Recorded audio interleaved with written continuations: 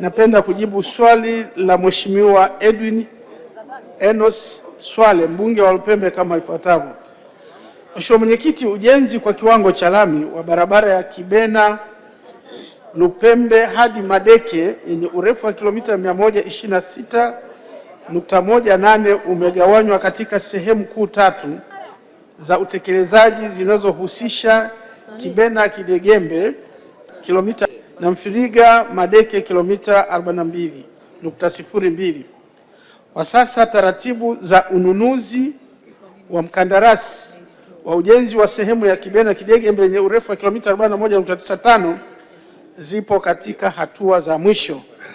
Aidha, kwa sehemu zilizobaki za Kidegembe Mfiriga kilomita 40 na Mfiriga Madeke kilomita 42.02 utekelezaji wake utategemea upatikanaji wa fedha. Asante Mheshimiwa Mwenyekiti.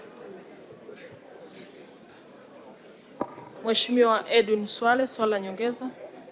Asante Mheshimiwa Mwenyekiti, ninayo maswali mawili ya nyongeza. Kwanza, nishukuru sana serikali kwa kuanza kutoa kipaumbele kwenye hii barabara muhimu sana ya mkoa wa Njombe na mkoa wa Morogoro. Kwa kuwa kwenye majibu ya serikali wanasema wapo kwenye hatua za mwisho za kukamilisha hatua za mzabuni kwa maana ya tenda ya ujenzi wa hii barabara. Wananchi wa Lupembe wamekuwa wakisubiri kwa muda mrefu sana, na hii barabara imekuwa na maelekezo ya Mheshimiwa Rais kwamba ianze ujenzi. Ningetamani kujua kwa niaba ya wananchi wa jimbo la Lupembe, ni lini hasa mkataba huu unasainiwa na kuanza ujenzi wa kilomita za kwanza ya hii barabara?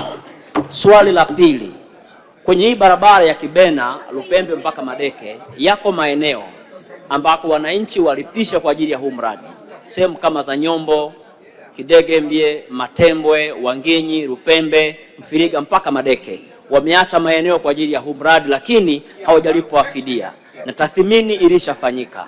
Wananchi hawa wanapewa fidia yao lini ili mradi uanze ujenzi wa hii lami ya wananchi? Majibu Mheshimiwa Naibu Waziri. Asante Mheshimiwa Mwenyekiti. Mheshimiwa Mwenyekiti, moja ni kwamba sisi kama Wizara ya Ujenzi tumeshakamilisha taratibu zote za kiufundi, na tunavyoongea sasa hivi, Mheshimiwa Mwenyekiti, kama alivyosema, hii ilikuwa ni ahadi ya Rais kuanza kujenga kipande hicho cha barabara kilomita takriban kama 42 ama 41 point. Mhakikishie Mheshimiwa mbunge, tumesema tuko kwenye hatua za mwisho za manunuzi, na tunavyosema hatua za mwisho, Mheshimiwa, kila kitu tumeshakamilisha.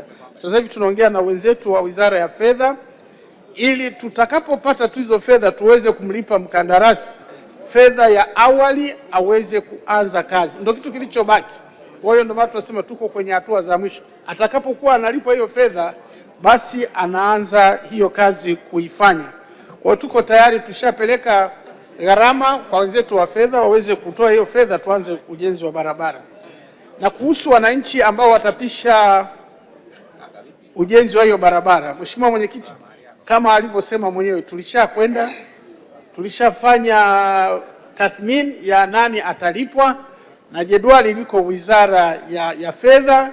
Tuhakikishie hatutaanza kujenga barabara kabla ya wananchi hao ambao wamepisha barabara hatujawalipa. Kwa hiyo vitu vyote vitakwenda pamoja. Wakati tunaanza barabara tutahakikisha kwanza wale waliopisha barabara wanalipwa fidia, alafu ndo tunaanza ujenzi wa hiyo barabara. Asante Mheshimiwa Mwenyekiti.